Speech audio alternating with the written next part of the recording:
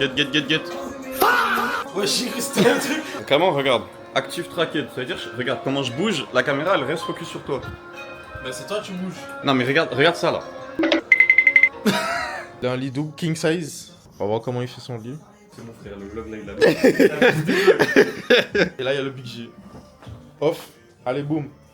Drill, ice on my teeth. Non, j'ai trompé. Je sais pas comment ils font les mecs genre qui ont des caméramans et qui peuvent pas interagir. Tu sais, ils parlent comme ça et il y a un mec. Non, mais s'il y en a, ils le font comme ça. Ouais, mais pas. Tu vois, là, je me vois pas genre parler pendant 20-30 minutes comme ça, tout ça, à la caméra, aux gens, alors qu'il y a toi derrière. Ah, c'est beau, c'est Istanbul. Oh là là, mec, c'est vraiment beau. En plus, je le paye même pas le caméraman, les gars, c'est full bénéf. Hein? Ouais, pas encore. Tu veux devenir mon caméraman attitré? Moi, je sais pas. Mec, tu sais que c'est la vie de rêve, un caméraman. Genre là, il y a un gars, il s'appelle Alex Shane, c'est un mec super chaud en e-com. Le frérot, il fait, tu vois, sa vie, etc. Il y a un mec qui le suit, je sais pas s'il fait que caméraman, mais ça doit certainement être son employé. Dernière vidéo, il lui paye un MacBook, tu vois, pour le montage et tout. Je sais pas comment ça se passe au niveau des billets et tout, j'aimerais savoir. Mais le mec, il le suit, il le filme, il fait les edits. Et tout est pris en charge, je suppose. Enfin, Alex Chain, c'est un autre niveau, donc il s'en bat les couilles, tu vois. C'est incroyable en vrai. Vas-y, cut, faut que je recharge mes batteries sociales. Tu sais que moi, j'ai vraiment développé ce truc de ultra tolérant à l'échec. C'est-à-dire que là, on s'en fout. Au pire, toute cette vidéo, elle va partir à la poubelle. Mais c'est pas grave, le temps il est long, on a d'autres choses à faire, tu vois. Hein? Ou elle va finir sur YouTube. Ou sur YouTube, et elle va faire 1 million de vues, tu vois. Exact. Non, le truc qui est vraiment intéressant, c'est j'ai une relation ultra saine aux erreurs. Genre, j'en ai plus rien à foutre de faire des erreurs, là où il y en a qui mettent un poids émotionnel de fou à faire des erreurs, tu vois. Genre ils sont en mode, putain je suis un enculé, j'ai fait ça, tu vois, et vraiment ils ont une notion de culpabilité, j'ai réussi à enlever toute notion de culpabilité à n'importe quelle erreur. Ça fait partie du process de transformer l'expérience réelle en un jeu vidéo. Les Turcs aussi, ils ont un problème avec les voitures. Ils aiment trop les voitures allemandes. Regarde, première voiture, Merco, il n'y a que ça. Deuxième voiture, Merco, forcément. Troisième voiture, BM. Tiens, en direct. Tu connais Atatürk? Atatürk, quoi. C'est le petit moment histoire du vlog où on va vous raconter qui est Atatürk. Atatürk, c'était un gars qui était extrêmement respecté, encore par les Turcs, pas les Russes, et qui en gros est considéré un peu comme un sauveur de ce que j'ai compris. C'est lui qui a instauré la première république en Turquie. Voilà, personnage emblématique de la Turquie, très respecté. Je sais pas si je l'ai déjà dit, mais c'est une des notions les plus importantes. C'est arrêter de regarder des vidéos business de Yomi Denzel, de tous les gars genre Mathis Chloé, etc. En vrai, vous savez déjà tout. Et plus vous mettez des infos dans le cerveau, plus ça consomme de l'énergie. En fait, vous savez déjà tout, et même si vous savez pas tout, il y a un principe, il y a une axiome simple que j'aime bien, c'est que toute information a son contraire. Il y a un mec qui va te dire, ouais, fais que de l'organique, parce qu'il fait plein d'argent comme ça, et il a pas besoin d'investir un euro en ads. Il y a un gars, 2 jours après, il va dire, mon mec, j'ai pas à créer du contenu, je fais juste de l'ads, j'ai des teams qui run de l'ads, et je fais 10 fois plus d'argent que ce mec-là. Toute info a son contraire, il n'y a rien qui est vrai. Donc partez avec ce que vous avez et faites.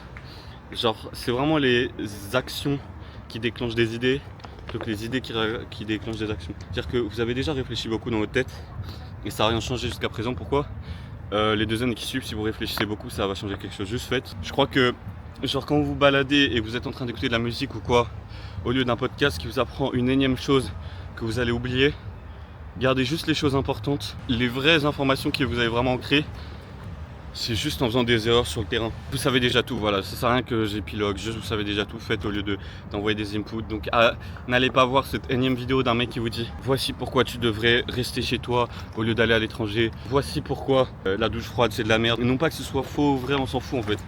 Toutes ces petites vidéos qui en apparence vous pensez que ça vous fait changer votre vie, enfin ça améliore votre vie, non, t'es trompé, ça marche pas comme ça. Il y a genre 3-4 trucs qui sont ultra importants, vous les connaissez déjà pour vous, juste respectez-les.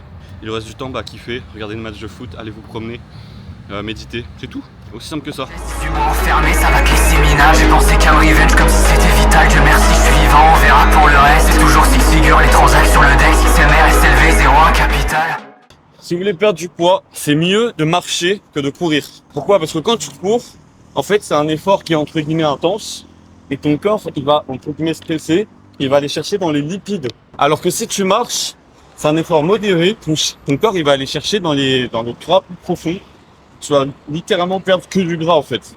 Alors que il va puiser dans les lipides quand tu cours.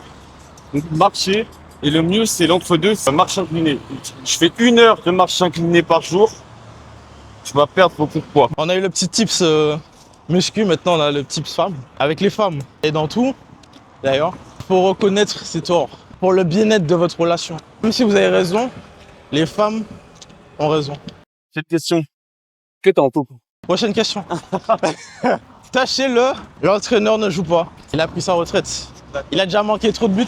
Les Antillais sont les grands défenseurs du droit de la femme. Il y a aussi des putes sous BBL. Ça, il faut filmer. Non, ça il va pas. Bon, encore des putes. Il y a une jolie demoiselle là. Ah oui, il faut savoir aussi que la monnaie ici, c'est le TL. Turkish Lira. Turkish Lira.